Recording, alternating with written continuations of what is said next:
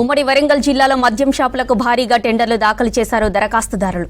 కొంతమంది వ్యాపారులు సిండికేట్గా మారి ఒకే షాప్పై 20 నుంచి 30 టెండర్లు వేశారు.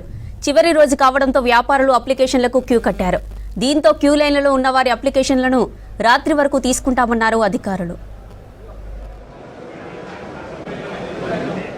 గతంతో పోలిస్తే ఇప్పుడు కొంచెం తక్కువ పడుతున్నాయి, కానీ బెటర్ కొంచెం మేము బిజినెస్ చేసుకోవడంలో ఒక మంచి అవకాశం అనిపిస్తుంది.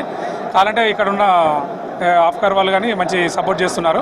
అప్లికేషన్లు అవన్నీ వాళ్ళే రింపియడం మంచిగా చేయడం అంతా సపోర్ట్ చేస్తున్నారు. కానీ నిన్నటికన్నా ఇవాళ జనం ఎక్కువ ఉన్నారు. కొంచెం గతంతో పోలిస్తే మాత్రం ఇంకా కొంచెం అధికారులు కొంచెం సహకరిస్తున్నారు. మీకు గతంలో 180 వేసాము, ఇప్పుడు 120 వేసే అవకాశం. గతం కన్నా కొంచెం తగ్గినాయి, ఎందుకంటే ఇప్పుడు 3 lakhs కాబట్టి, అప్పుడు 2 lakhs కాబట్టి 180 దాకా వేసినాం. కానీ ఇప్పుడు 3 lakhs కాబట్టి బడ్జెట్ మళ్ళీ ముందుగా రావడం వల్ల అప్పుడు గవర్నమెంట్ వెసులుబాటు ఇచ్చిండే చెక్కులు అవి ఇవని. ఇప్పుడు సరుకులు ఇచ్చాయి, అప్పుడు సరుకు వెసులుబాటు ఇచ్చారు లాస్ట్ 2 months. ఇప్పుడు ఒక 100లో లాక్ అయిపోతాం అనుకుంటా, 100 or 120 అంతే. ఇక్కడ ఒక్కొక్క షాప్లో ఇక్కడ మడికొండ, ధర్మసాగర్, అంటర్ రోడ్డు ఈ షాపులు మాత్రం 100, 120 దాటుతాయండి. మిగతా షాపులు 60, 50, 60 దాకా వచ్చే అవకాశం. ఇది అమౌంట్ ఎక్కువ, 3 lakhs పెట్టడం ఒకటి మైనస్. గతంలో కూడా బాగా అందరూ లాస్ అయిపోయారండి.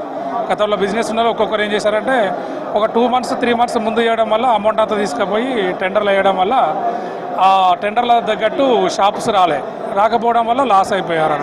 ఒక 100 వేయడం వల్ల 100 వేసిన వారికి 4 షాపులు, 2 షాపులు అట్లా రావడం వల్ల ఆ బడ్జెట్ పెట్టిన 2 కోట్లు పెడితే దాని షాప్ మందం కూడా మెయింటెనెన్స్ మందం కూడా రాలేదు, ఇంట్రెస్ట్ల